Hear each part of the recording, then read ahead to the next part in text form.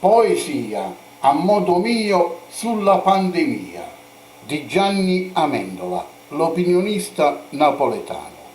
Normalmente se ne andava il 2019, ci lasciava l'anno vecchio e traseva l'anno nuovo.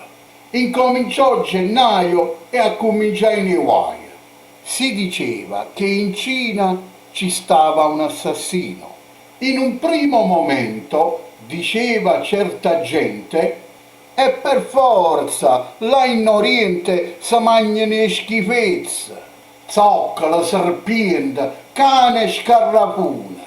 Così, mentre si parlava, diceva poi qualcuno: ma la Cina sta lontana, non c'è preoccupazione.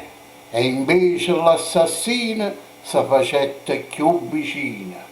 Non era un attentato del solito ISIS, non era una donna o un uomo, ma erano virus.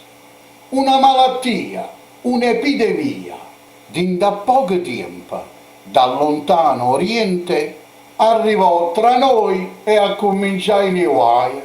Intanto agli italiani dicevano in TV: guagliò, si non può morire, lavati le mani e lavatele buone. Invece lo sapone, usa la mughina. E intanto un po' d'acqua costava più dovina.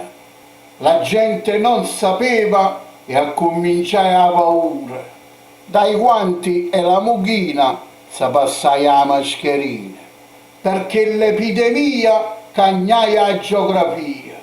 Dalla lontana Cina arrivai a Milano e mentre l'assassino accereva tanta anziana, le solite cretine ricettano e che fa?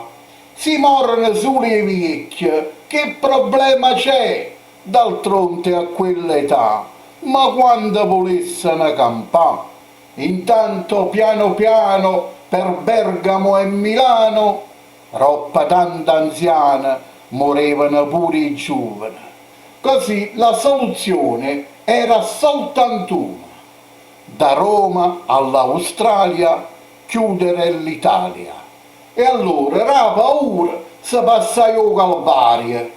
A causa del virus si fermai nell'autobus, si fermai nei treni, macchine e aeroplane, chiudetti nei magazzini e a cominciare il casino. O governo per difesa chiudette ogni paese, almeno per un mese tutti in da casa. E uscite in ogni caso solo per la spesa. Fuori supermercato, a gente preoccupata, si facette la spesa per 10-11 mesi, come se tutta la terra fosse trasuta in guerra. E a diventare importante ogni cosa e niente, che che fino a ieri sarebbe per scontata, ci ha cominciato a mancare in modo esagerato, come vase e salute tra amici e innamorati, come un attimo e un abbraccio con una mamma e con un padre. Il mondo in poco tempo è diventato vacante, città senza persone e senza più casine, aule e giardini senza più un bambino.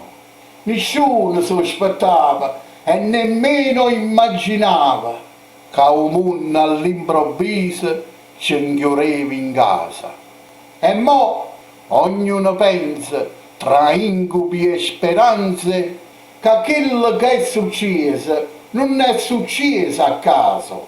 Insieme che valore e a fede po' Signore si è pugnalato al cuore anche la natura.